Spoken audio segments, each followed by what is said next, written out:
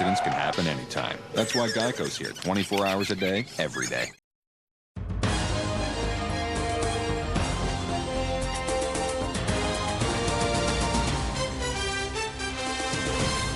Good afternoon. I'm Wes Mantooth, and thanks for tuning in to Samuel Tube News. We have breaking news today regarding the political conflict with David's rise to power. Most protesters are supporting a new king, while some are staying loyal to Saul, who they think will make a comeback. We will now take you live to Israel with our on-scene correspondent Susie, where the standoff of political opinions is taking place. Hello, my name is Susie. Thanks, Wes Mantooth. The protesters showed up early this morning to make their views known. They believe that by sharing their opinions, they may be able to influence public opinion and expose some truths that our nation may not be aware of. So let's hear their opinions now. David for king! David for king! David for king! David for king! David for king! David for king! David for king! David for king! David for king! Hello, this is Joe, who is holding an interesting sign. Can you tell us why you're here today? Well, I'm here because Saul has starved our soldiers.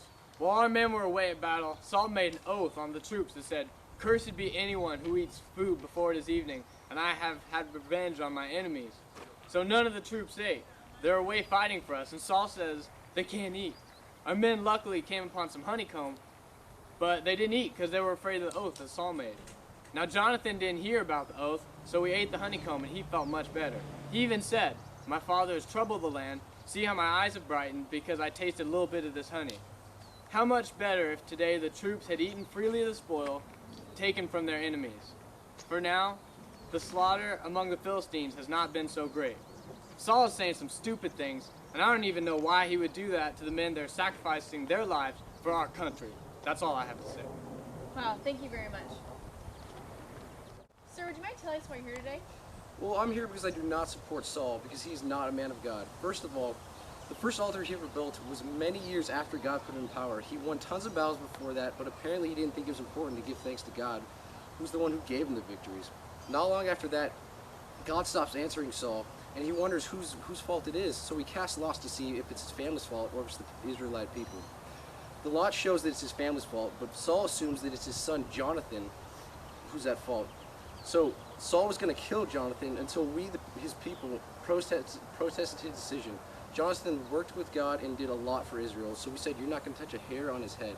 Finally, I heard that not too long ago, the Lord told Samuel that he regretted making Saul king because he turned his back from following him and did not carry out his commands. Samuel feels bad for him, but Saul did it to himself. Samuel said just a couple of weeks ago to Saul, "The Lord has torn the kingdom of Israel from you this very day and has given it to a neighbor of yours who is better than you. I rest my case." Wow, it sounds like you're quite opinionated. Thank you very much. Yes, very. David for king!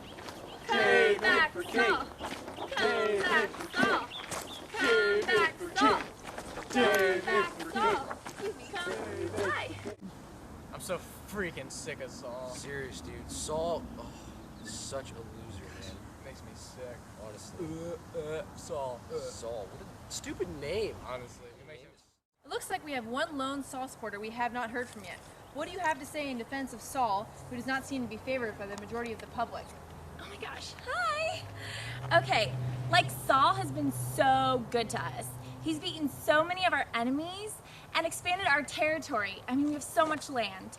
He may not be seeking God all the time, but he comes around when he needs to.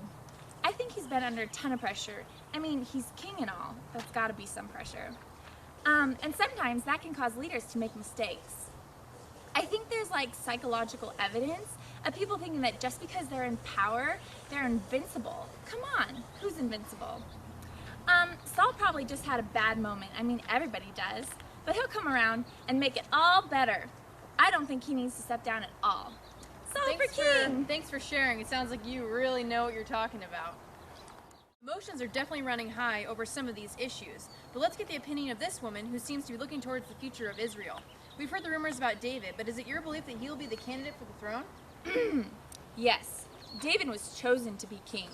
He doesn't have competition because he was handpicked by Samuel himself. Samuel went down to Eliab and met up with Jesse to meet all of his sons. Jesse had 8 sons total. and he asked Jesse if there were any more. So Jesse called in David. He was rugged with beautiful eyes and handsome. Samuel knew as soon as he walked through the door that he was the one, so he anointed him right there on the spot. Some people are saying he won't be any good because he doesn't have much political experience, being that he's been a shepherd and all growing up. But he was chosen by God, and I have confidence in that. Thanks so much for sharing and being here today. Well, there you have it. Back to you, Mantooth. Well, there you have it. Political conflict in Israel, and as for now, it seems like David has the upper hand. We'll see how this plays out in the next couple weeks, but please stay tuned to Samuel Tube News. Reporting live, this is Wes Mantooth. Have a wonderful afternoon.